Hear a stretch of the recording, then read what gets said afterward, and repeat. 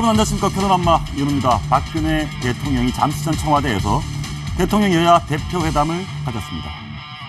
당 대표가 되자마자 박근혜 정부와 전면전을 선언했던 문재인 정치 대표, 뭔가 대통령과 다른 길을 가는 듯한 김무성 새누리당 대표, 이 두 대표를 만나 박근혜 대통령이 어떤 메시지를 던졌을까요? 혹시 부패와의 전면전을 선언했던 건 아니었을까요? 잠시 후 확인해 보겠습니다.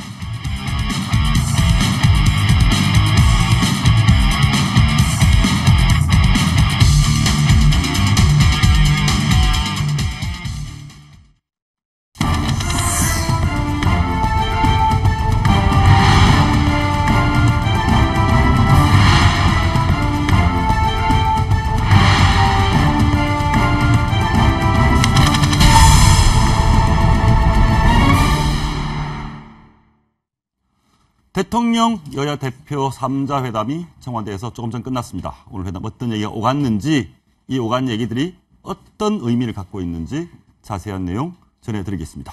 두 분 어서 오십시오. 안녕하십니까. 먼저 그 얘기를 한번 해봐야 될 것 같습니다. 이번 회담이 열린 배경. 지난번에 3.1절 기념식 때 김무성 대표가 대통령하고 만나지 않았습니까? 옆에 이제 문재인 대표도 있었고, 언제 한번 여야 대표를 불러주십시오. 그러니까 중동 순방 갔다 와서 한번 기회를 잡아보죠. 근데 그전에도 만나자 말은 많았지 않습니까? 왜 하필 이 시기에 만났습니까? 뭐 대통령으로서도 최근에 이제 뭐 불통 논란도 있었고요. 여러 가지 뭐 인사 개편도 있었고, 또 이제 문재인 대표가 취임한 지 얼마 안 되고, 그래서 이제 그런 모습을 보여줄 필요가 있었고, 문 대표는 문 대표대로 뭔가 존재감을 과시하고 이제 출범한 지 얼마 안 된 문재인 체제를 좀 안착시킬 필요가 있는데, 그런 점에서 양쪽에 그게 수요가 맞아 떨어진 측면이 있죠. 수요가 맞아 떨어졌다. 그러면 지금 이 세 분 중에 오늘 회담 통해서 가장 많은 이익을 얻는 분은 누구라고 보십니까? 근데 세 분 다 이익을 다 얻었다고 봐야죠. 왜냐하면 대통령과 여당 대표, 야당 대표 3인이 국정을 논하는 모습을 보였다고 하는 것은 어쨌든 대한민국 이 세 사람에 의해서 움직일 수 있다라는 그 이미지를 국민들에게 확실히 보여주는 것이기 때문에 세 분 모두 윈윈 했다라고 볼 수 있는 거고, 박근혜 대통령은 가령 2월 달까지만 해도 지지율 많이 떨어졌지 않습니까? 특히 뭐 불통 논란이라든지 정윤회 문건 논란이라든지 여러 가지 좀 복합적인 문제가 있었는데, 최근에 이제 이 중동 순방을 갔다 와서 국정 지지율이 올라가고 본인이 어쨌든 국정을 주도한다고 하는 이미지를 국민들에게 확연히 보여줄 수 있고, 또 방금 신 의원님 말씀하신 대로 문재인 대표 입장에서는 대표된 지 지금 그렇게 많은 시간이 지나진 않았는데 확고한 어떤 본인의 위상을 잡을 수. 그러면 오늘 세 분이 대통령과 여야 대표께서 어떤 얘기를 했는지 한번 들어보시고 대화 나누겠습니다. 보시죠. 취임을 하신 후에 정식으로 본인은 처음인 것 같습니다. 그래서 다시 한번 취임을 부탁드립니다. 오늘 여야 두 분 대표님을 한자리에 모시고서 뜻깊게 생각합니다. 오늘 이 자리는 지난번에 있었던 그 중동 순방 결과에 대해서 설명도 드리고, 국회에 여러 가지 협조도 하고, 두 분의 말씀도 듣고자 이렇게 마련을 하고 있습니다. 방금 대통령 표정 어떻게 보셨습니까? 표정 굉장히 제 생각보다 밝으신 것 같은데요. 지지율이 올라서 그런가요? 지지율이 오르면 아무래도 기분 좋죠. 사실은 뭐 리얼미터 조사에 따르면은 1월 첫째 주가 43.2%예요. 그 다음부터는 30대로 떨어져갖고 그때는 리얼미터 기준으로 하면 31.8까지 떨어졌거든요. 근데 어제 발표된 리얼미터 조사에 따르면 42.8%로 9주 만에 40%대를 회복했어요. 두 달 만에 40% 회복하는 것이고, 앞서 오늘 뭐 모임의 정확한 명칭이 뭐 영수회담이다, 뭐 무슨 회동이다 있었는데, 오늘 청와대에서 정리를 했더군요. 보면 여야 대표 초청 간담회입니다. 초청 간담회. 이게 뭐냐니까 국정의 운영의 축은 결국 대통령이고, 여야 대표를 갖다가 모시고 보면 이번에 7박 9일간의 중동 순방 결과 제2의 한강의 기적을 위해서 우리가 무엇을 해야 되는 것인가. 이건 경제 활성화, 그동안 법안들 이런 부분들에서 어떤 뭐랄까 국회 입법부의 협조를 구하는 행정 수반의 자세로서 보여주시는 것이고. 적절한 시기라고. 적절한 시기일 수밖에 없는 게 28 전당대회에 뽑힌 게 지금 28 전당대회 때 뽑혔잖아요. 문재인 대표가. 한 달 조금 더 됐죠. 또 2월 16일에서 2월 말이 되어서야 사실은 2월 말이 되어서야 박근혜 대통령도 라인업을 재정비했습니다. 의원님 어떻게 보셨어요? 대통령 표정 좀 편안해 보인다. 상당히 편안하고 안정감 있고 또 뭐 이렇게 오늘 그 회담을 본인의 어떤 좀 나름대로 구상하는 게 좀 있어 보이는 듯한 뭐 그런 표정인데 우리가 이제 용어는 아까 우리 황 의원님도 정확히 정리를 해 주셨지만 과거에 당과 청와대 그러니까 대통령이 당 총재를 하던 시절에는 여야 영수회담 그래갖고 삼자 회동이 아니라 대통령하고 야당 총재하고의 이제 회동일 때는 여야 영수회담인데 지금 이제 대통령은 이제 일개 당원이거든요. 그렇습니다. 보통 이제 수석 당원이라고 부르지만 그래서 이제 삼자 회동이 될 수밖에 없고 그래서 이제 이런 새로운 대통령 여야 대표 초청 간담회라고 하는 신조어가 나온 것 같습니다. 예. 제2의 중동붐 얘기하시고 중동 순방 결과 설명하셨는데 뭐 어찌됐건 여야 대표가 굉장히 반응이 좋습니다. 원래 저렇게 뭐 립 서비스라고 하는 그런 표현으로라도 이렇게 좋게 얘기해 주는 겁니까? 아니 당연히 중동 나가서 어쨌든 대한민국 세일즈를 위해서 노력을 하고 오셨는데 그건 뭐 일을 잘 못하셨습니다라고 얘기하겠습니까? 어떻게 당연히 고생하셨다 그러고 그러면 순방 성과를 칭찬해야 되는 칭찬했는지 네. 문재인 대표 얘기 한번 들어보시겠습니다. 중동 순방을 아주 성과가 나왔다고 하니 아주 다행스럽습니다. 오늘 회담이 국민들께 희망을 드리는 그런 회담이 되었으면 좋겠습니다. 그동안 대통령께서 민생을 살기 위해서 행사하셨지만 정부의 경제정책은 국민들의 삶을 지도하는 데 실패했다고 생각합니다.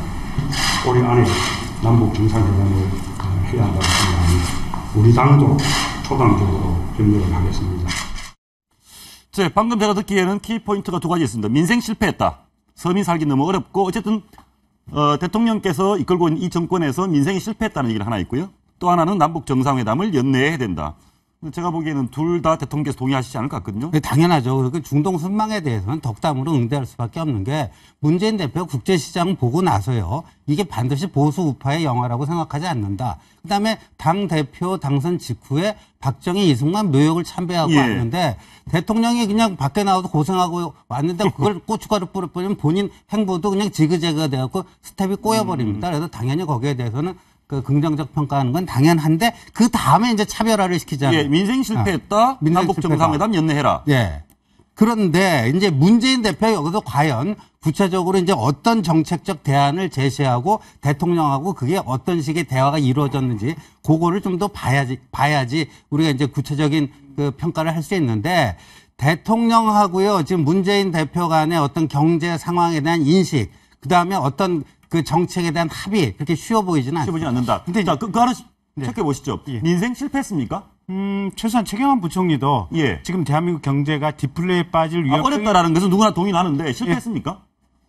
실제로 양극화 때문에 서민층은 실패했다고 생각하고 굉장히 고통스럽고 힘들다고 생각해요. 그러니까 일부 부유층은 있고 명절 때 되면 또 휴가철이 되면 인천공항은 넘쳐나지만 반대로 비정규직이나 밑에 있는 사람들의 인생은 정말로 헤어날 수 없는 절망감에 시달리고 있다. 그런 점에 있어서는 결국은 그 사람 박근혜 대통령 들어서고 나서 민생이 그렇게 더 나빠진 겁니까? 아니면 그저 더 나빠진 거죠. 더 나빠졌다는 동의하십니까? 아무 지금 그 박 대통령 뭐 꼭 정치의 문제도 좀 있겠지만 한국 경제가 전반적으로 축축 처지고 있죠. 그래서 이제 잃어버린 일본의 20년을 좀 쫓아가는 거 아니냐 이런 얘기들이 뭐 여야 할 것 없이 다 나오고 있는 거 아니겠습니까? 근데 일단 문재인 대표의 모두 발언에 너무 신경 쓰실 게 없습니다.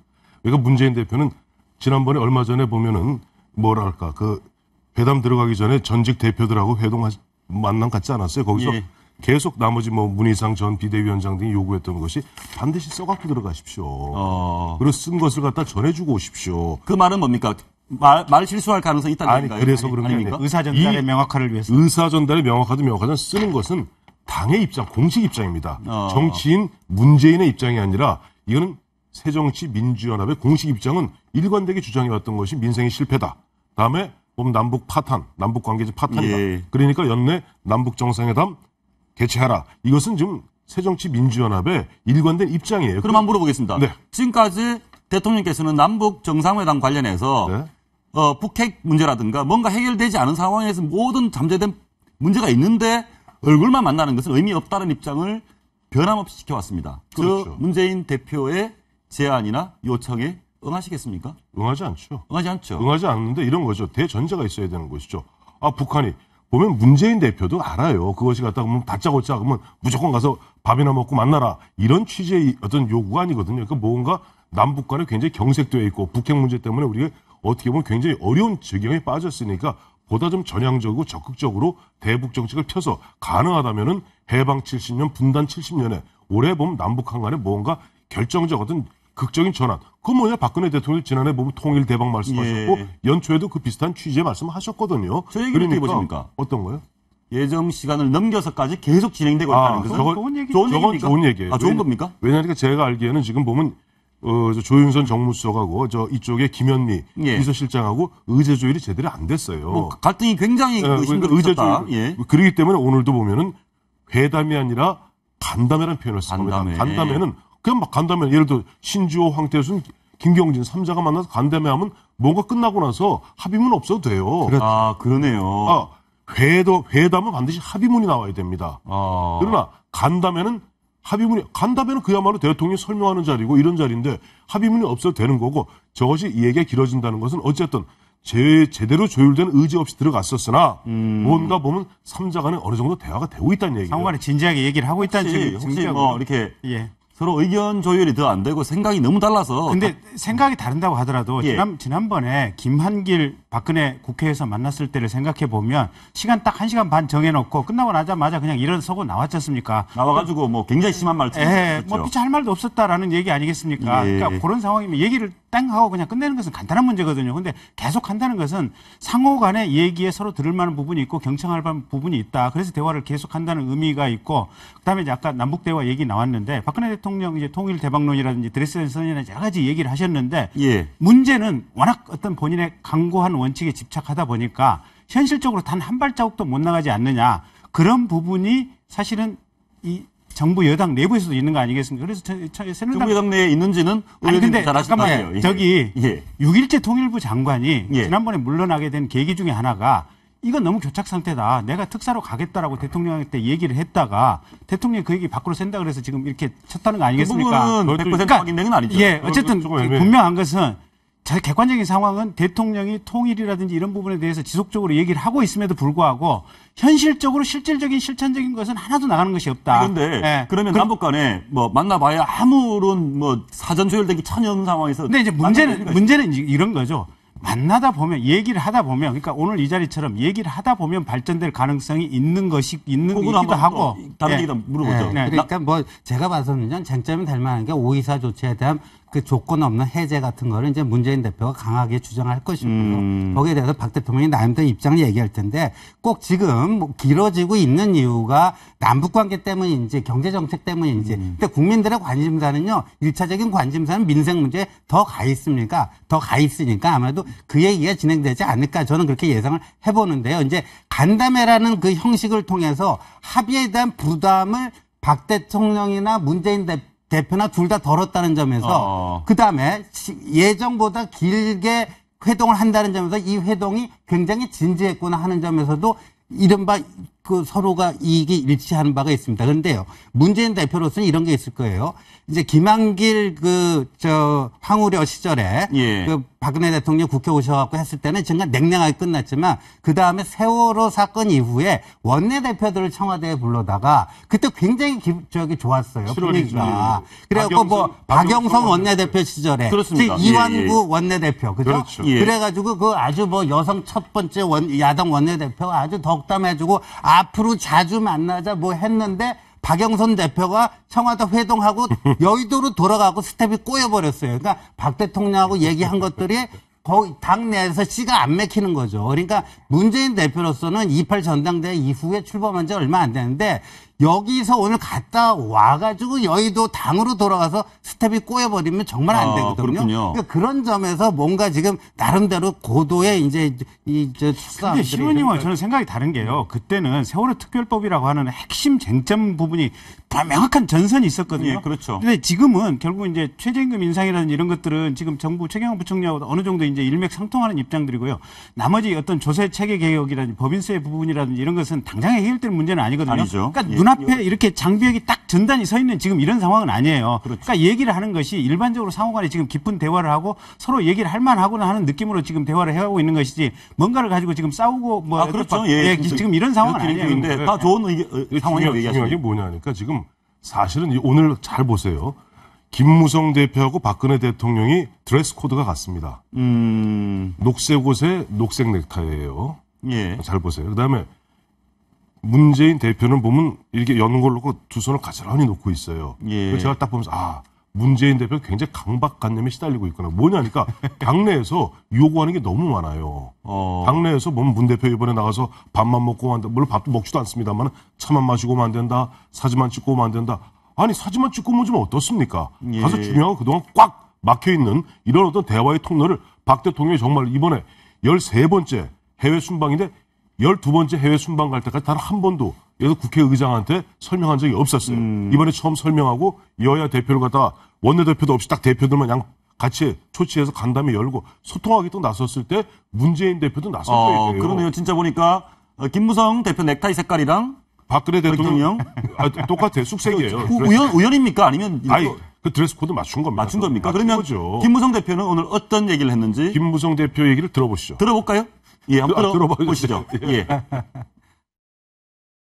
결국 국적의 90%가 경제라고 생각하는데 전 세계 경제 타질고 위기에 직면해 있기 때문에 이것에 있어서 여야가 같이 이해하고 협조하는 게 중요하다고 생각합니다. 오늘 이 회동이 서로를 잘 이해하는 좋은 마음을 배워가지고 상생 정치를 통한 경제 위기 극복에 좋은 계기가 되기를 바랍니다. 사실 전 좀 궁금한 게 오늘 저 세 분 중에 제일 머쓱한 분이 김무성 대표 아닙니까? 이쪽은 이제 야를 대표하는 사람이고 비록 평당원이라고는 하지만 한 분은 대통령이고 그 사이에서 근데 그래도요. 입지가 1월 초에 신년 이렇게 기관장들이라든지 저기 청와대에서 이 신년 할애 교류회 했었지 않습니까? 예. 그때 김무성 대표가 대통령한테 당했던 무안을 생각해 보면 지금 유승민 원내대표 지금 선출된 이후에 지금 김무성 대표 위치라든지 어떤 대접받는 걸 보면 비교할 수 없는 상황인 것 같은데요. 그러니까 이제 김무성 대표는요, 지금 청와대의 관계에 있어서 나름대로 전략적 인내를 하고 있는 겁니다. 전략적 그러니까 인내. 본인이 좀 자존심도 상하고 뭐 그런 것도 좀 있었지만요. 지금 자기가 이렇게 뭐 대립각을 세우고 나서갖고 뭐 차별화를 해가지고 될 일도 안 된다. 그러니까 꾸준하게 시간을 두고 장시간을 두고 좀 풀어나가자 하는 그런 이제 스탠스이기 때문에 오늘 저 자리에서도 우리 정확한 뭐 아주 예리하시네요. 드레스 코드. 그러니까 나름대로 저기서 근데 사실은요. 그 박 대통령하고 문재인 대표랑 사실 강대 강 코드거든요. 거기서 그걸 코디네이트 해내는 데서 본인의 존재감을 살리는. 저는 그렇군요. 신 의원께서 정확히 짚어주셨는데 뭐냐니까 사실 보면 27개월 전에 이제 박근혜 당시 후보와 문재인 후보는 거의말 사생 결단으로 싸웠습니다. 의원님 그러면 그 당시에 우리 저 박근혜 당시 후보와 문재인 후보가 2012년 12월 16일입니다. 얼마나 어떻게 갈등을 했는지 다퉜는지 내용 한번 보시겠습니다. 여직원을 나오지 못하게 2박 3일 동안 감금하고 이런 부분은 아무 문제가 없다고 생각하신다면 아니 박근혜 후보님이 왜 지금 그 여직원을 부둔하고 변호하시는 부둔하는 게 겁니까? 아니라 있는 사실. 지금 그분이 지금 피자예요. 인권 침해가 아니냐. 그렇게 사실관계를 마구 단정하시면 안 됩니다. 그러면 수사 자체를 오도하게 되는 것이죠. 그 댓글에 대해서도 하나도 증거를 못 내놓고 계시잖아요. 지금 그것도 지금 못하고 계시면서. 저는 박근혜 정부와 전면전을 시작할 것입니다. 정치가 원래 이런 겁니까? 바로 얼마 전에 전면전을 한다더니 이렇게 또 화기애애해질 수도 있는 겁니까? 그거야 저기잖아요. 그 전당대회니까 또 전당대회 전후에서 그 정도 목소리는 높여줘야 되는 거고 앞서 말씀드리다 잠깐 중간에 자료 한번 봤는데 그런 가운데 김무성 대표의 역할이 있는 거예요. 아까 앵커께서는 혹시 머쓱해지지 않겠는가? 아니에요. 김무성 대표는 어제 대한 상인을 일부러 찾았습니다. 왜냐하면 문재인 대표가 지금 계속 주장해왔던 것은 이번에 임금 인상입니다. 두 자릿수 임금 인상을 계속 얘기하고 있거든요. 이번에도 가면 박 대통령한테 두 자릿수 임금 인상 올려주시오. 임금 인상 확대해 주시오. 이런 얘기를 할 가능성이 있어요. 최저임금. 최저임금. 임금 인상이죠. 그러니까 전체 최저임금, 임금 인상 얘기하는데 어제 딱 가서 뭐라고 그랬어요. 김무성 대표가 대한상인 가서 만나는 가운데 지금 보면 야당에서는 말이 좋아서 최저임금 5,580원을 두 자릿수를 올려라. 전반적으로 임금 인상 올려라. 임금 인상은 대한상에서 1.6%를 갖다 권고하고 있는데 지금 그 이상을 요구하고 있는 게 야당 아닙니까? 거의 딱 잘라서 얘기했죠. 우리나라에서 지금 대기업, 이른바 330대 기업 정도만이 임금 인상할 수 있는 여력이 있고 예, 사실이죠. 예, 나머지 30대 기업을 뺀 나머지 95%의 일반 기업들은 그건 올리면 참 부도난다. 도산된다는 얘기를 하면서 은근히 재계하고 또 어제도 코드를 맞췄어요. 그럼 뭐냐 하니까 그리고 오늘 아침에 신문 나오지 뻔히 알고 그 얘기 한 겁니다. 그건 오늘 청와대 가서도 문재인 대표가 이런 얘기하면은 박근혜 대통령이 좀 뒤로 빠진 상태에서 김무성 대표는 할 말을 하겠다는 얘기예요. 예. 그러니까 머쓱해질 일이 없다는 얘기죠. 그리고 김무성 대표가 이제 최경환 부총리에 대해서는요, 국가 재정을 놓고도 논란을 벌였었고요. 그다음 최경환 부총리의 경제 정책에 대해서는 나름대로 소신 표명을 계속하고 있습니다. 근데 어제 지금 대한상이 가서 한 얘기도 그렇고요. 그러니까 최경환 부총리 이른바 초이노믹스에 대해서요, 최근에 이제 경제 전문가들은 이게 아베노믹스의 아류다. 이런 얘기들을 심한 많이 비판을 해요. 했네, 심한 예, 비판을. 그러니까 아베노믹스의 아류다. 근데 아베노믹스는요, 양적 완화라도 팍팍 해갖고요. 도요타 같은 데가 이제 수출이 잘 되고 수익성이 개선되니까 10년 만에 1인당 우리 돈으로 10만 원씩 임금을 일괄적으로 올리는.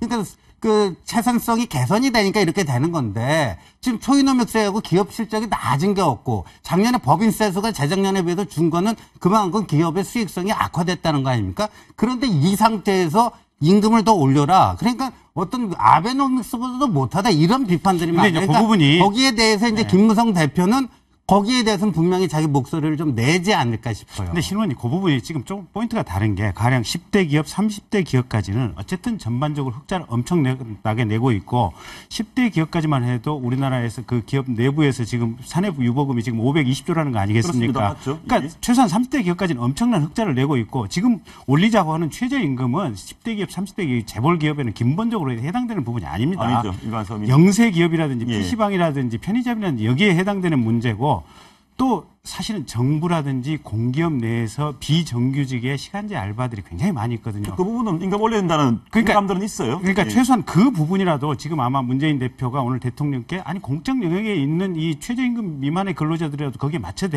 되는 거 아니냐, 제대로 올려야 되는 것이 아니냐, 아마 그런 얘기가 좀 나올 것 같고 예. 그 부분과 관련해서는 어쨌든 최경환 부총리라든지 하나 이분도 좀 짧게. 예. 예. 그 얘기 딱 나오는 순간 저는 김무성 대표 입장에서 바로 이 얘기할 겁니다. 새정치민주연합에서 공무원 연금 개혁에 대해서 안을 내라. 지금 공무원들 같은 경우는 100만 공무원들이 지금 월 평균 435만 원 받고 있습니다.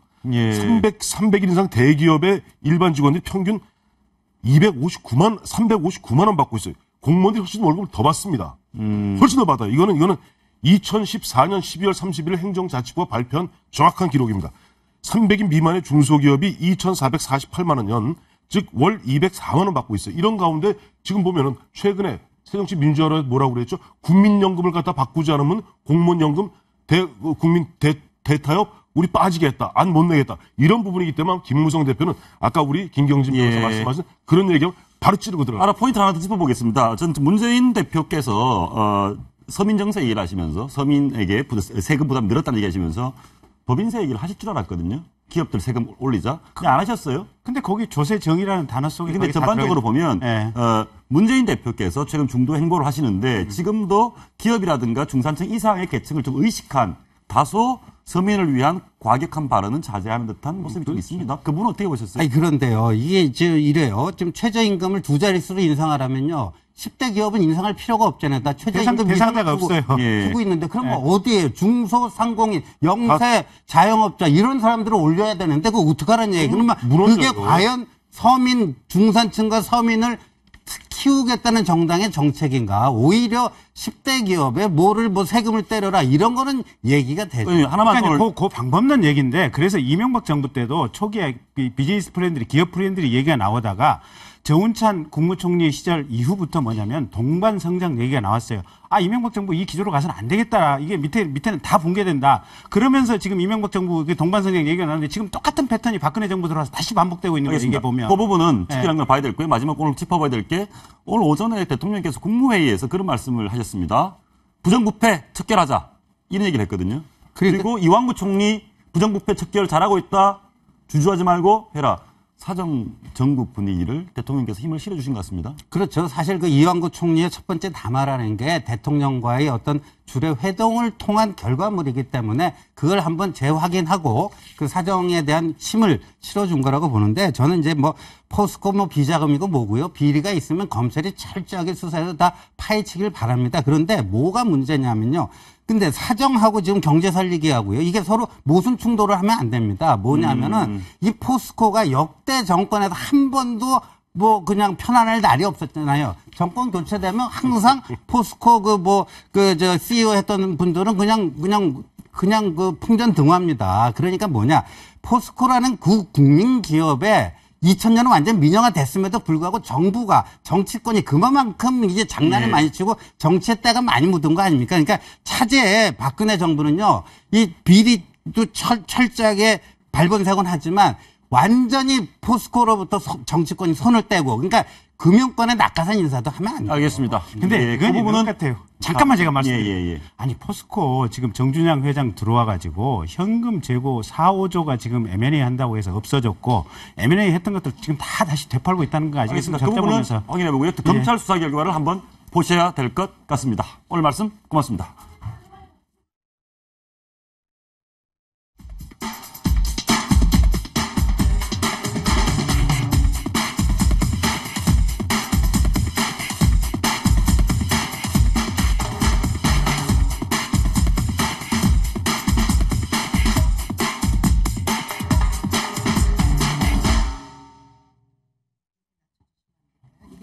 대통령의 여동생 박근영 전 유경재단 이사장, 요즘 심기가 편치 않을 것 같습니다. 이사장으로 복귀하기 위해 소송전도 벌이고 있고요. 남편인 신동훈 공화당 총재는 석고대제 단식을 하는 도중에 살해 위협을 당했다고 합니다. 진실은 무엇일까요? 솔직한 얘기 한번 들어보겠습니다. 박근영 전 유경재단 이사장 모셨습니다. 어서 오십시오. 안녕하십니까? 네. 예. 편안하시냐고 물어보고 싶은데 편안하시지 않을 것 같아서 못 물어보겠습니다. 네, 우리 뭐 민생이 어려운 국민들께서 더 어려우시고. 근데 이제 부군께서 네. 레프트 대사가 테러를 당한 이후에 단식을 지금 하고 있는데 100일 채우신다고 합니까?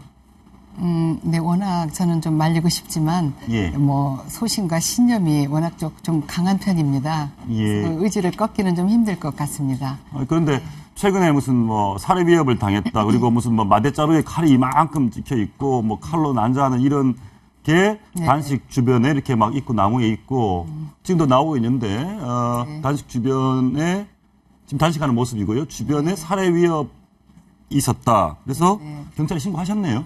네, 신고했습니다. 지금 수사 중에 있습니다. 네. 도대체 어떤 사람들이 저렇게 위협을 한다고 생각하십니까? 그 노숙자 그런 그 차림으로 뿔테 안경을 끼고 꼭 제가 얘기를 들었을 때는 꼭 북한 특수요원 같은 그런 느낌을 받았습니다.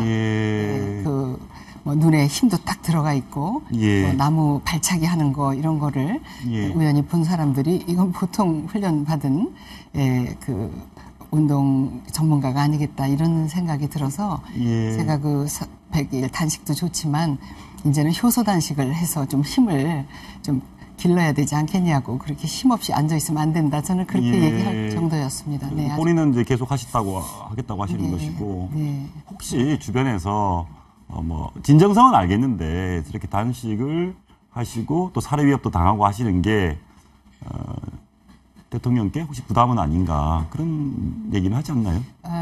저는 그 반대라고 생각을 하고 있습니다. 보통 밑에 뭐 그 가족이 됐던 밑에 사람들이 뭘 잘못하면 잘할 때는 그냥 그 놔두지만 잘못할 땐 불호령이라도 떨어지거든요. 그런데 우리는 정말 평화협정을 맺은 나라가 아니고 휴전협정 상태에서 그런 그 100만인 그 한미 동맹 지지 서명을 받는 거를 방해하는 세력이라면 그건 이적단체나 이적행위라고 저는 생각합니다. 만일에 제가 그렇게 했다면 어떻게 보시겠습니까? 네. 그런데 이제 이 단식하고 최근 이런 과정에서 혹시 뭐 동생 지만 씨나 대통령 청와대 쪽이나 이렇게 전화를 하시거나 뭐 연락을 주고받으신 건 없으신가요? 이걸 시켜서 하는 것은 아니고 우리 남동생도 잘못된 게 있다든가 그러면 뭐 벌써 네 이제 그 항의를 해오죠. 혹시 그러나 그냥 동생이 좀 그만하세요 이렇게 말리지는 않나요? 이걸 말려야 될 이유가 이거는 정말 우리 국민을 이렇게 우리는 공당의 이제 공화당이면 이제 공당의 총재로서 이제 이거를 참 리포트 대사의 그런 가슴 아픈 부분을 우리가 같은 공간에서 그때 그 병원 앞에서 했기 때문에 그렇게 하면서 우리의 그 의지, 한미 동맹의 의지를 보이는 건데 그것이 저는 잘하는 거라고 생각합니다. 알겠습니다. 그래서 말리지를 못하고 있습니다. 네. 혹시 언니가 대통령이 되셔서 대통령의 동생이 되셔서 이렇게 좀 뭐 처신하시거나 이런데 불편하거나 또는 대통령께서 거리두기를 하시니까 좀 서운하거나 그러니까 언니가 대통령이 되시고 나서 더 불편해지시거나 그렇지는 않습니까? 제 청소년 시기에 청와대에서 아버지께서 재직 시에 좀 연습 아닌 연습이 돼가지고 저는 이심전심이라고 생각합니다. 이심전심? 네. 이사장님 마음을 대통령께서 알고 계실 거다? 네. 그렇게 우리가 하는 일에 더군다나 그 공당의 총재로서 이렇게 역할을 하는 것에 대해서는 참견하거나 오히려 지켜보셨다면 오히려 흐뭇하게 생각하지 않을까. 저 고생을 해가면서 몸이라도 축나지 않을까. 저는 그렇게 걱정하실 것 같아요. 근데 이 대통령 임기가 끝날 때까지 임기 중에는 많이 조심해야죠. 안 불러주실 것 같은데 네. 서운하진 않으세요? 밖에서 할 일이 많고 제가 또 청와대 가면 크게 도움도 안 될 것 같습니다. 도움도 안 될 것 같다. 그러나 우리 남동생은 또 남성적인 그런 그 활동 그 범위가 좀 있더군요. 정치권에 계신 분들이 거의 남성들이시죠. 그래서 우리 그 남동생만은 좀 주변에서 혹시 또 지천들을 일이 있으면 좀 꾸중도 듣고 또 일을 하다 보면은 좀 시행착오도 있는 거죠. 그러나 그런 또 가족 한두 사람은 좀 그때 말씀드렸듯이 청와대 주변에서 좀 맴맴 돌았으면 좋겠습니다. 맴맴 좋겠다. 예, 알겠습니다. 네네. 동생 지만 씨 얘기 나왔으니까 박지만 이지 회장이 태어났던 곳 신당동 사저가 오늘 일반에 공개가 됐습니다. 네. 심정이 어떠셨어요? 네. 우선 또 이렇게 공개할 수 있게 해주신 또 서울시의 담당자들께 우선 감사드리고. 지금 나오고 있는데 보시니까 네. 거기에 아버지 어머니의 이렇게 실제 크기의 사진을 두 분을 깜짝 놀랐어요, 처음에. 네, 그래서 저런 모습으로 우리가 어디 갔다 오면, 그 모습보다는 많이 나이가 이제 드신 모습이겠지만 지금까지 살아계시다면 반겨주시면 얼마나 좋을까 해서, 정말 가슴이 너무 찡했습니다. 네. 저 집을, 유경수 여사님께서 그렇게 아주 사랑했고 애정을 갖고 있던 집이었다. 내 집 마련의 첫 번째 장소기 내 집 마련 첫 번째. 그리고 그렇게 기다리던 또 아들이 태어나고. 기다리는 아들. 네, 그래서 어머니께서는 참 거기서 그 여자의 행복이라는 거 있잖아요. 아내의 행복. 아내로서의 행복 이런 시절을 꿈꾸셨을 거예요. 고치시면서 저것이 이제 해방 전에 만들어진 그 일본식 가옥이었기 때문에 좀 이제 좀 넓힐 건 넓히면서 그렇게 만드셨는데 한 3년 정도 사시다가 결국 그 또 의장 공간으로 가셔서 또 청와대로 가시게 됐죠. 근데 좀 재밌는 게 유경수 여사님께서 그렇게 아들을 원하셨습니까? 지금 세대도 그런 것 같은데요. 요즘도 그렇습니까? 네. 아들 낳고 그게 굉장히 좋아하셨나 보죠? 우리나라, 그 아버지의 혁명이 성공했죠. 아들을 놓고 아버지 혁명도 성공하고. 네, 그렇게 저는 생각해 주시면. 제가 보니까, 이런 게 있습니다. 61년 5월 달력에 보면, 그러니까 날씨 맑고 반공, 군사혁명, 이렇게 메모가 그대로 남아있다. 필체 내용 그대로 보면, 아버지 생각이 나시고 마음이 더 짠하지 않으신가 싶습니다. 그래서 그 신당동을 생각하면 많은 분들이 지금 오셔서 보시는 걸로 알고 있는데 첫날이기도 하지만 그런 아버지의 특히 그 나라 사랑하는 마음 다 대한민국 국민이면 다 누구나 애족이지만 그런 아버지의 그 말하자면 구태타라고 하면서도 참 애국심을 참 믿고 적극적으로 동참해 주신 그런 어른들에 대해서 정말 참 감사하게 아직도 생각하고 그런 분들이 많이 오셨던 걸로 제가 알고 있습니다. 제가 가보니까. 그런데 결국은 대통령, 박정희 대통령과 유영수 여사께서 청와대 가셨다가 저 사저로 돌아오셨으면 좋았을 텐데. 그럼요. 아버지께서 특히 어머니가 돌아가신 후에 제가 아버지 마음이 돼서 이렇게 생각을 해보면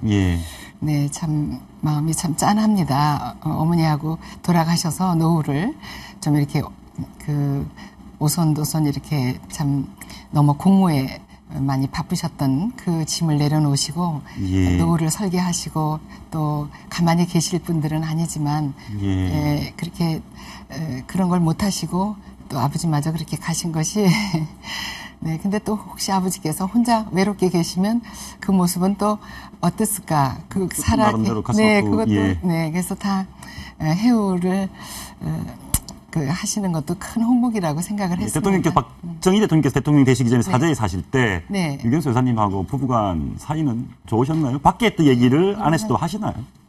아, 그런 거는 좀 묵뚝뚝하신 편이었지만 무뚝뚝. 네, 꼭 필요한 거에 대한 얘기는 아버지는 굉장히 얼굴은 좀 울퉁불퉁 하시고 굉장히 성격이 강하신 것 같은 또 선글라스까지 끼고 그래서 미소는 별로 그 당시에 뭐 그렇게 미소를 질 일은 없었습니다.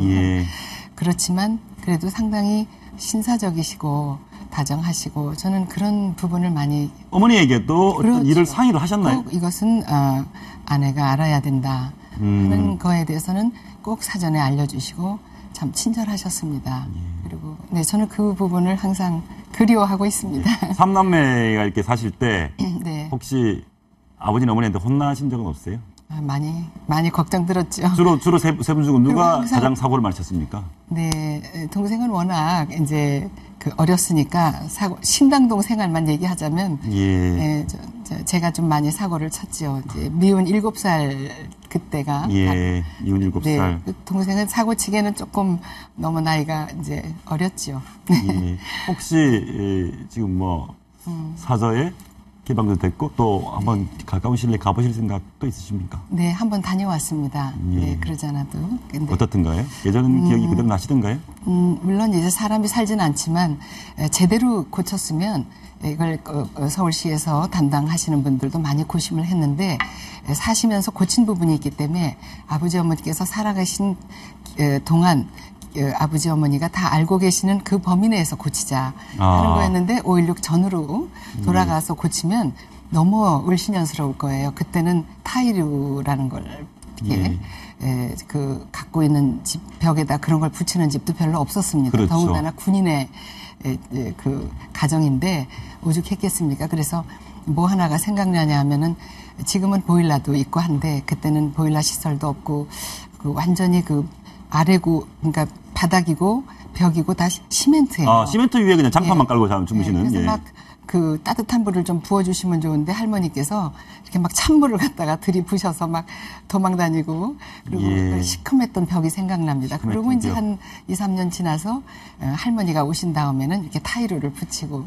타일 붙이고. 뭐 그 신당무 얘기 하나 더 물어보면 언니랑 싸우신 적도 있죠? 꼬마 때니까. 아, 그럼요. 제가 좀 욕심이 많아가지고. 언니랑 싸우면 결과가 어떻게 됩니까? 치세요. 네. 그래서 잘해드리려고 그럽니다. 늘 언니가 져줬다. 그럼요. 점잖으시니까. 항상 이제, 저는 좀 말썽꾸러기였는데, 제가 이제 그걸 탕감하기 위해서 제가 이제 앞으로 더 잘해드려야 되고, 잘하겠습니다. 혼은 누구한테 납니까? 어머니, 아버지 중에 누구한테 혼이 났습니까? 어머니께서. 어머니께서? 네. 그럼 아버지께서 이제, 편을 들어주시면 어머니께서 이제 눈을 꿈쩍꿈쩍 하시면서 교육적으로 효과 안 나타나게 왜 그렇게 편드느냐고 또 하시는 걸 저한테 가끔 들키시죠. 유경수 여사님께서 그렇게 하면 아버님께서 다 들어주셨나요? 물론 뭐 다 들어주시진 않지만 따로 불러서 얘기를 하시더라고요. 어머니께서 걱정을 하실 때는 옆에서 이렇게 그냥 같이 막 그 책망을 안 하시지만 이제 안 계실 때는 뭘 잘못했는지 왜 어머니가 그렇게 그리고 꼭 존댓말로 엄마가 왜 그랬는지를 안 하시고 어머니가 왜 그러셨는지 이제 알겠냐고. 박정희 대통령께서 유경수 여사님을 지칭을 할 때는 꼭 존대하는 지칭을. 네, 뭐 어떤 때는 뭐 이름도 막 부르시고 그 청와대 들어가시기 전에는 뭐 영수 뭐 이렇게도 부르시는데 영수 우리한테 이렇게, 어머니 예. 얘기하실 때는 꼭 그렇게 하시고 또 우리 외할머니 같은 공간에서 살았었기 때문에 잠시나마 그럴 때 우리 외할머니를 장모님 이렇게 보통 불러야 되는데 어머니 그래서 어린 마음에 왜 아버지 어머니지 이렇게 이제 대통령께서 또 박근혜 네. 대통령께서 네. 장모님을 근데 어머니로 부르셨다. 그렇게 어린 시절이었습니다. 요즘 신세대에 가까우시네. 요즘에 어머니라고 부르는데. 네, 그렇게 뭐 또 그렇게 부르는 집안도 많이 있지만, 네. 예. 뭐 눈물이 글썽글썽 하시는데 요즘도 그때 네, 생각하시면 신당동에 살 때 그분 중에 한 분만 살아 계시면 정말 우리 특히 남동생 그 아기 이제 좀 손주가 이제 이렇게 태어난 것도 보시고 한쪽에 안으시고 할 텐데 그런 걸 생각하면 좀 가슴이 좀 예. 짠합니다, 진짜. 예. 네. 알겠습니다. 최근에 유경재단 이사장 네. 관련해서 조금 논란이 있고 소송도 하고 있고 네. 유경재단은 유경수 여사님 이름을 딴 것입니다. 그러려면 이제 유경재단 영수 그래야 되겠죠. 보통 명사로 유경 사업을 한다 해서 유경재단, 예. 네, 재단법인 유경재단이고 거기에 그냥 한글로는 어머니를 이렇게 좀 상징성이 있습니다만 보통 그 뒤에 이름 두자 아니면 성 이렇게 따는데 육영 하다 보니까 그거는 이제 그래도 우연찮게 그게 맞았네요. 짜주 네, 말을 정말 잘 지은 기가 것 같은데 막힌, 혹시 저기 네. 우리 대통령과 네. 박지만 회장님과 네. 이사장님에게 유경재단은 어떤 겁니까? 어머니 정말 우리한테는 소중한 정말 유경재단이 발전해서 어머니께서 설립하신 취지가 있지 않습니까? 예. 네, 그래서 이제 그때 또 북한이나 뭐 해외에는 뭐 소년 궁전 뭐 이래서 어린이들이 일일이 외국의 그런 시설을 가서 보고 공부를 배울 수가 없기 때문에 많은 그 학부형들이 와서 저희 어머니를 만나실 때마다 우리도 뭐 그렇게 과학적인 시설이 있으면 좋겠다 이런 얘기를 이제 하셔서 그렇게 과학관을 중심으로 한 유경재단을 설립하시게 된 거죠. 이사장님 그런데 네. 저희가 이제 국민들이 보기에는 네. 어머님, 사랑하는 어머니 유경수 여사가 만드신 재단을 둘러싸고 뭔가 이렇게 자범이 있고 네. 소송을 한다든가 이게 국민들이 보기에는 뭐 좀 마뜩찮을 수도 있습니다. 제가 부족해서 일어난 일이라고 생각하는데 우선 이제 딸이 하면 어떻고 또 아들이 하면 어떻고 또 제가 거기 당분간 한동안 이렇게 했을 때도 우리 또 남동생이 뭐 컴퓨터를 사기에 좀 부담스러운 너무 임금이 또 오르고 할 때는 그럴 땐 또 몇 대씩 이렇게 사주기도 하고 또 체육시설 할 때는 또 솔찬히 많은 또 찬조도 해주고 그렇게 하면서 이제 도와가면서 했는데 그런 이권을 노린 그런 그 주변 사람들이 그런 일을 만들어서 또 그 언론 플레이를 하다 보니까 우리가 당사자는 우리인데 이제 그런 것이 한번 잘못 보도가 되면 우리는 뭐 예를 들어서 제가 세목골이라면 그 언론에 나간 네모골 틀 안에서 계속 얘기가 이제 맴맴 도니까 언젠가 회장님께서는 그러니까 쭉 애정을 갖고 있었던 어머니 유경재단에 다시 이사장으로 취임을 하셔서 조금 더 일을 해보고 싶다. 그런 얘기를 지금 하기에는 이제 제가 우선 너무 유경재단에 있을 때 그런 이제 말하자면 아까 이권을 노리고 있던 그런 세력들이 저를 아주 유경재단에서 형편없는 나쁜 일만 하고 나온 사람 같이 너무 매도를 해서 제가 참 나쁜 사람으로 되어 있더라고요. 그래서 제가 이렇게 불명예스럽게 제 생을 마감할 수는 없다. 유경재단에 뭐 다시 가고 안 가는 건 그 다음 얘기고요. 그렇게 오버할 거 없이 우선 제 명예를 이거 집안의 명예기도 하고 부모님의 또 우리 가족의 명예인데 그래서 지금은 우리 남동생도 옛날에는 이제 주변 사람들 얘기 듣고 왜냐하면 누나가 하는 일에 일일이 간섭하지 않고 항상 그렇게 뒤에서 뭐 뒷바라지만 하다가 나쁜 얘기가 들리니까 다 사실 오해도 있었지만 지금은 정말 누나가 뭐 억울한 부분이 있고 명예를 찾고 싶다면 잘 됐으면 좋겠다 하는 마음으로 가족들이 명예 회복을 지지해준다 하셨는데 마지막으로 그거 한번 물어보겠습니다. 사저가 신당동에 3남매가 살던 집이 개방이 됐으니까 집 개방이 오늘 개방이 됐는데 혹시 개방에 맞추어서 언니나 남동생에게 어떤 하실 말씀이 있으신지요? 그나마 우리 형님께서는 너무 일이 공무로 바쁘시니까 얼마나 궁금하시겠어요. 그래도 와보시지도 못하는데 우리가 거기에서 정말 아버지 어머니하고 이렇게 행복한 생활을 하지는 못하지만 그 못하는 만큼 지금 하시는 일이 국가를 위한 일이니까 우리가 그 좀 잃은 가족적으로 잃은 부분 이상으로 정말 꼭 성공하시기를 바랍니다. 알겠습니다. 오늘 말씀 고맙습니다. 감사합니다. 감사합니다. 네.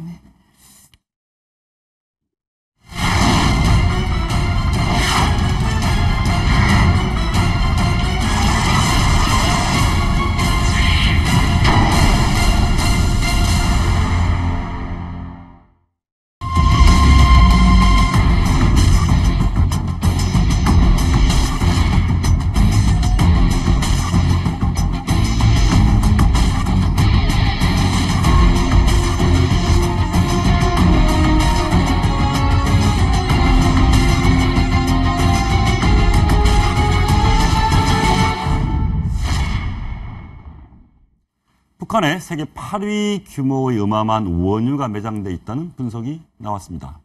그런데 정작 돈이 없어서 채굴할 돈이 없어서 북한이 못 파내고 있다고 합니다.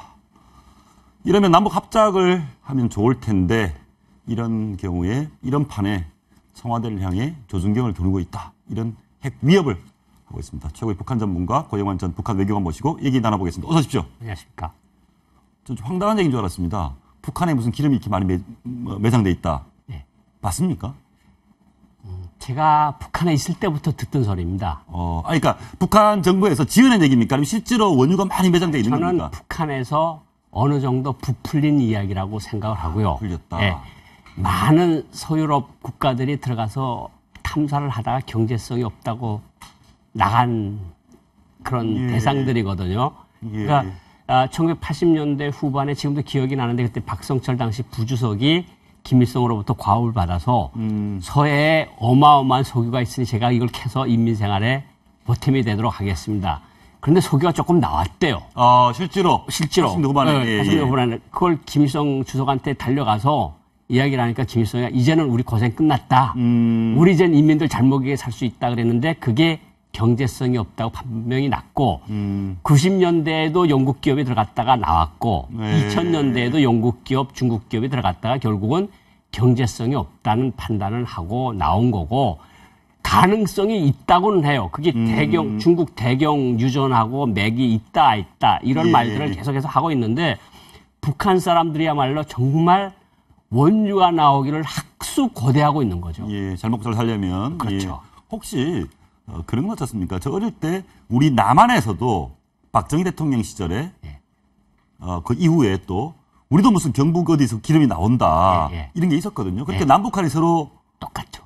저 가서 그때도 박정희 대통령 시절에 그런 이야기 있었다는 소리를 듣고 야 어떻게 남과 북이 똑같았네. 그러니까 다 못 살고 그랬을 때니까 이 석유가 나오면 뭐 완전히 세상이 뒤집히는 것처럼 그러니까 북한도 역시 마찬가지였고 지금도 적지 않은 북한 지도자들과 북한 주민들이 서해 바다에 석유가 많으며 그 석유를 캐면 우리 고생 끝나고 그 돈으로 최신 첨단 무기를 러시아에서 사가지고 조국을 통일시킨다. 뭐 이런 식의 논리는 계속해서 있는 건데 실질적으로 원유가 그렇게 700억, 600억 배럴씩 있을지는 다소 과장된 북한 당국에 의해서 또 의도적으로 과장된 주민들에게 기대, 미래에 대한 희망을 주기 위해서. 석유만 터지면 고생 끝. 이 소리거든요.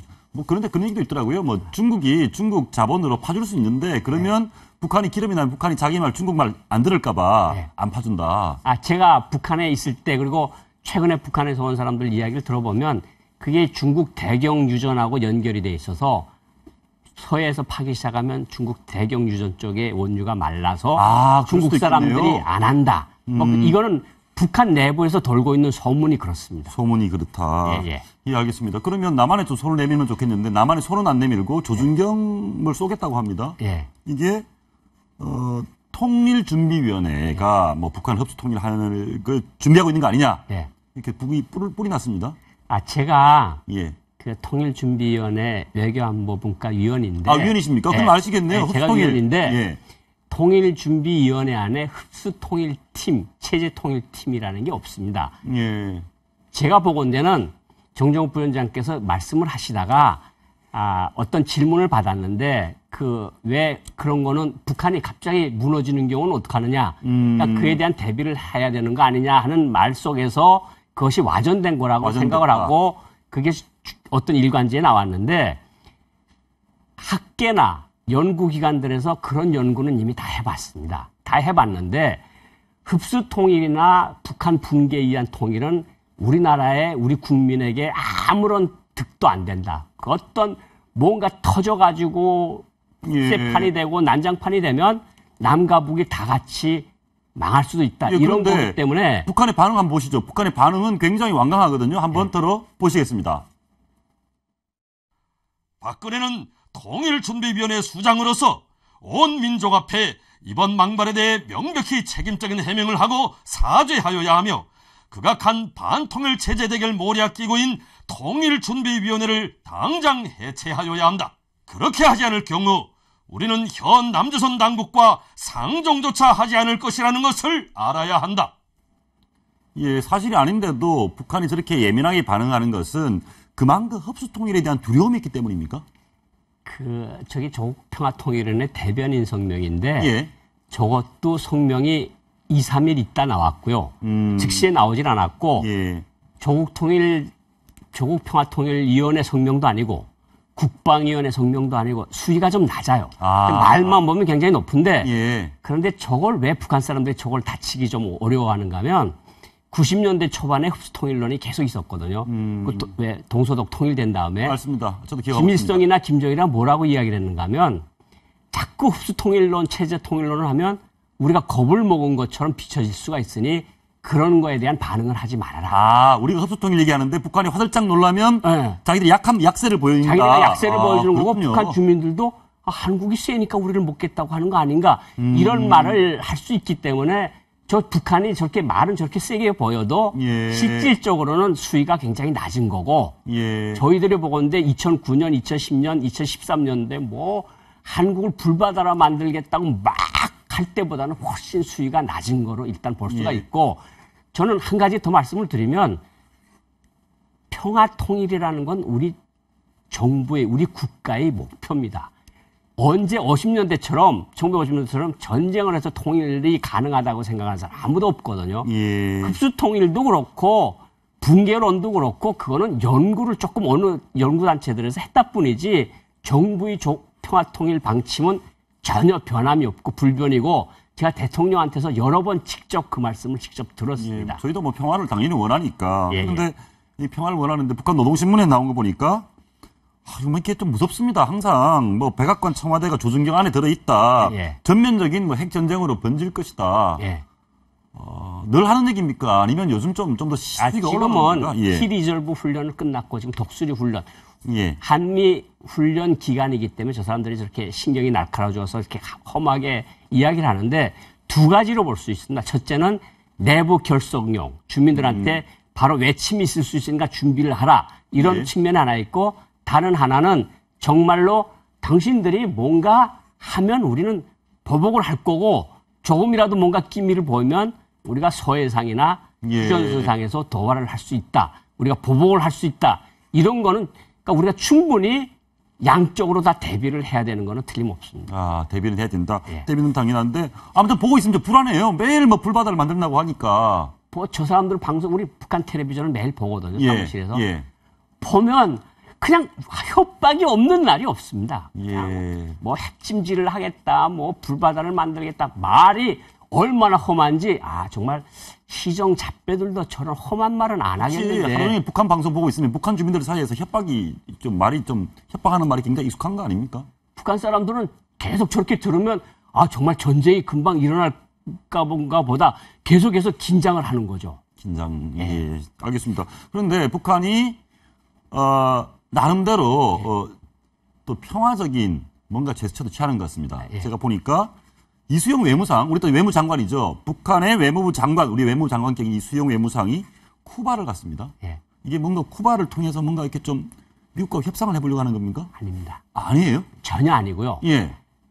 쿠바는 북한하고 하나는 사회주의 서방 초소가 쿠바고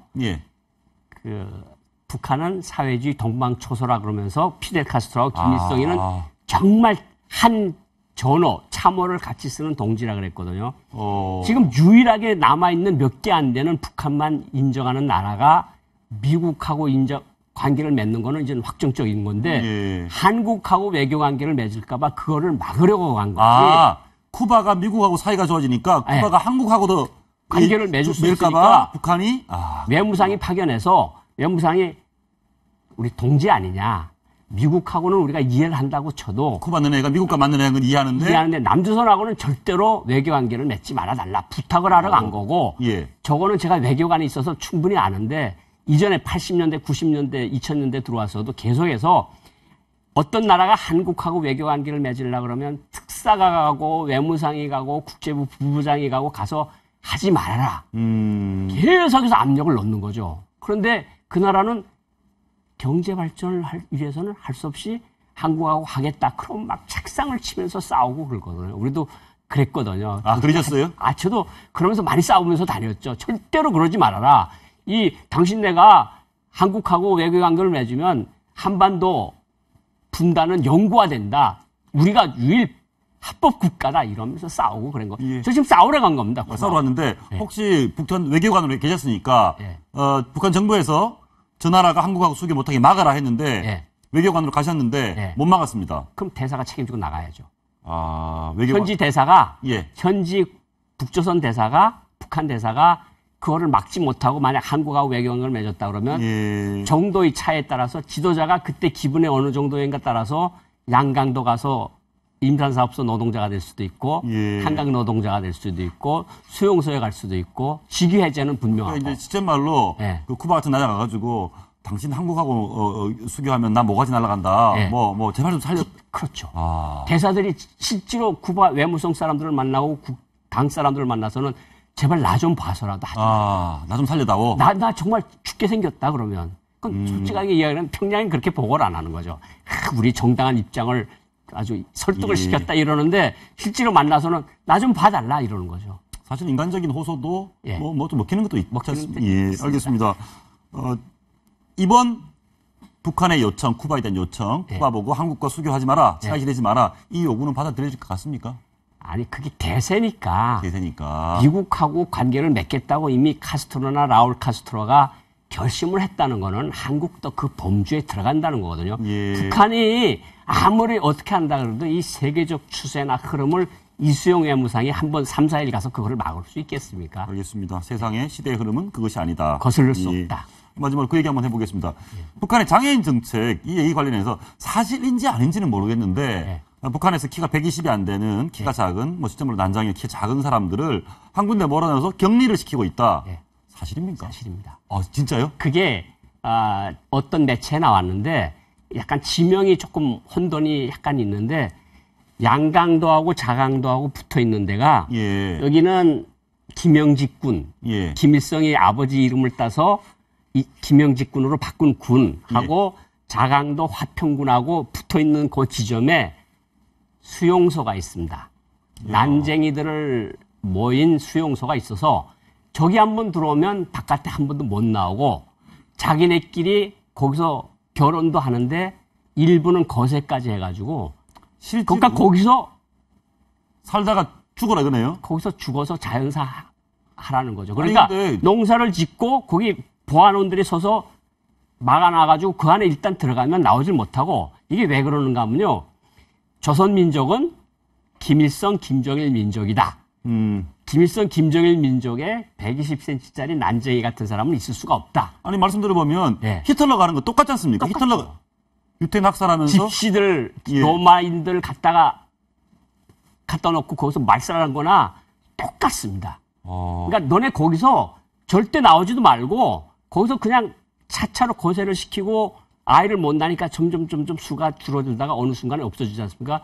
조선민족은 세계에서 제일 우수한 단일 민족이고 김일성 민족인데 김일성 민족에 120cm짜리 키가 난쟁이 사람은 있을 수가 없다. 아무리 그래도 무슨 전염병이 있는 것도 아니고 그렇죠. 전염병이 있으면은 뭐 격리를 한다고 하지만 키가 작다 뿐이지 그 사람이 무슨 전염을 시키는 것도 아닌데 키가 작은 사람뿐만 아니라 곱추라고 이제 곱사등이 있지 않습니까? 곱사등이들만 또 갖다 넣는 데가 있습니다.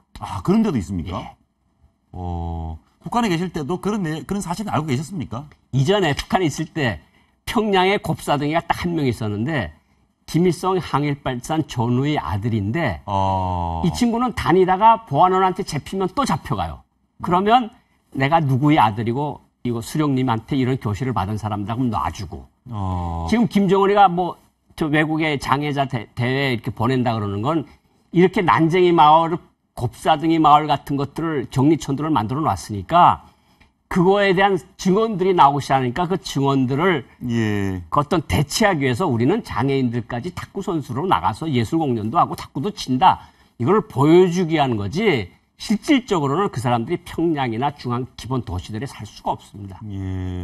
아니 그러면 그 평양에는 딱 한 명이 있는데 지금 제 나이대 사람인데 제가 아버지가 김일성 항일발치산 소위 항일발치산 친구입니다. 친구 아들. 그래서 잡혀가면 이 친구는 전화번호 하나만 가지고 있어요. 여기다 전화 걸어주십시오. 그럼 중앙당에 전화가 갑니다. 그 사람은 김일성 전우의 아들이다. 당장 놔줘. 그럼 또 놔주고. 그 사람 한 명만 있습니다. 곱사등. 아니 그런데 그러면 너무나 다르지 않습니까? 바깥으로 외부 세계에는 우리가 장애인도 아주 인권을 보호한다라고 지금 선전을 요즘 부쩍 많이 하고 있거든요. 정말 많이 하죠. 근데 왜? 그거는 이제 제가 말한 것처럼 김일성 민족은 곱사등이도 난쟁이도 외소증 외소증 같은 사람들이 있을 수가 없다. 그런데 저렇게 북한에 나와서 저렇게 하는 거는 너무 그런 것들이 탈북자다.